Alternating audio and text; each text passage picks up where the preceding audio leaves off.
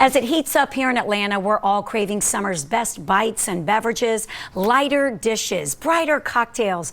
Registered dietitian and my dear friend Carolyn O'Neil is here to share the hottest taste trends for summertime. Welcome back. Thank you. Okay, I have travel envy because you just came back from a place that provides the most incredible culinary inspiration. Tell us more. Well, got the t-shirt too, apparently. Yeah. I was at the Aspen Food and Wine Classic. It started in the 80s. I started going in the 90s. Every year is amazing. I mean, you see the best foods, you see top chefs, you see wine from all over the world. Look at that happy rosé drinker right there. Martha Stewart was there. I think she was looking at me. She was signing books and did a food demo. And this is Brian Furman, who's the chef here in Atlanta, Georgia. We're going to share a recipe from him in just a minute. And of course, the greats, Jacques Pepin. You not only see them, you talk to them and share. Carla Hall, she says hi. Oh, thank you. She is so nice. And again, it is just a cheerful, joyous place. And it's all about seasonality. It's about sustainability and simply delicious foods. Good. So let's get started. Again, this recipe, which is in the July issue of Food and Wine magazine from Chef Brian Furman, is peach barbecue sauce. I know that it's on page 39. It's so good. Okay. Well, she was telling me even before the show, guys, she said this is one of the most tastiest sauces you'll ever have. And I think this is #1 trend for summer, using fresh fruit so you can cut the sugar. Yes. And as you know, barbecue sauce has sugar. This starts with grilled peaches. Yum. And you just pop that in the blender and you can see how it came out. And then the ingredients are a yellow mustard, Brian calls for, some honey, just some brown sugar, and vinegar, and a little bit of salt, of course. Got it. And it comes up with this most gorgeous, gorgeous sauce. And I'm telling you, just take a little taste of that. Sorry, I'm going to do it. I mean, you could taste the peaches. That's incredible. I'm sorry, how many peaches should we be grilling for? Well, usually about 4-ish to go in there with this ingredients. And you can see I actually did a grilled chicken with jerk seasoning. And Brian's recipe in the magazine actually is for duck. Of course, you can use chicken. Got it. Now, moving on to the second summer trend, sustainability. Yes. All over the Food and Wine Classic. Of course, you saw plates that were biodegradable, compostable. And you can see right there. And these are some beautiful little plant forward. These are vegetarian and vegan dishes. We did wine pairing with them too. Oh, that's a lobster roll, but a little one, delicious.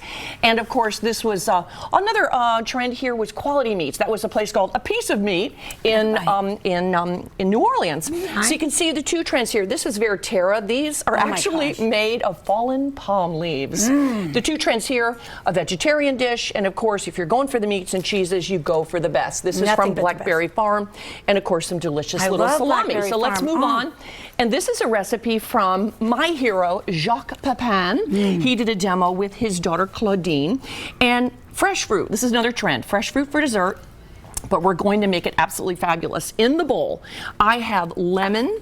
Yes. That is julienne. I have, you can use any kind of a preserves. Got it. This happens to be a rhubarb preserve from the Little Nell Hotel in Aspen. Yes. And then you add a little bit of lemon juice, because of course with the zest even. Yeah, and so this is really the base of it. This is the sauce, and then we're going to just start adding. You add that. Okay. This is strawberries. This is called berry potpourri, and so we're putting in a potpourri, and we'll kind of mix that around. This is incredible. I'm a berry lover. All of them.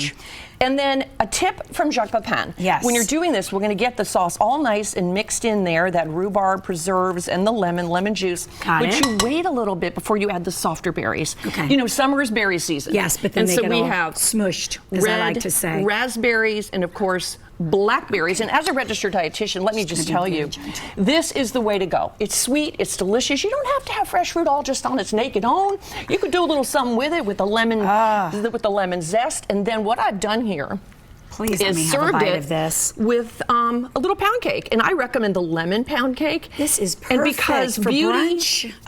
But beauty is where it's at. So a little fresh mint. You know, I went to 2 stores to try and find fresh mint. I don't know. Everybody must be buying Jacques Pepin's cookbooks. They are. And so I actually had this in my garden. I was like, wow, the little plant was starting to do its thing. All right, now one of the other hot trends, of course, it's about drink and colorful cocktails, as you mentioned. Are you ready for this, folks? You're going to have to concentrate because the ingredient.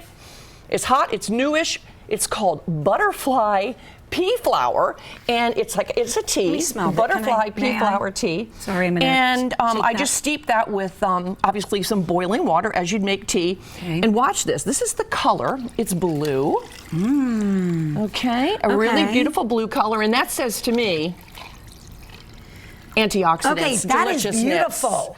And you grab one of these. This is a fever tree tonic. We're going to add it. Is everybody ready? We might need a close-up of this, kids. Let's do it. And all the rage. Oh.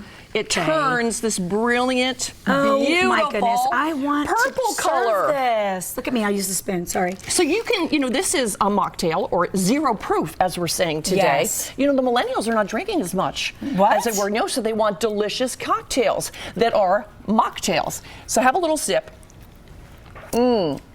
That is delicious. Isn't it refreshing and delicious? But more importantly, I would recommend maybe a botanical gin with this or vodka. But one more thing. One of the major trends I saw in Aspen this year, 2019, was a respect for everybody in the food system. Yes. Fishermen, farmers, of course, the people that work in the restaurants, the chefs, the servers, and the bartenders. And the bartenders. I am coming with you next year. For more information on these great recipes, simply visit her website, thehappyhealthykitchen.com, and all of her great culinary adventures. Thank you so much. This Cheers. is great. Good to be home. Missing a little vodka or gin. Okay, coming up next.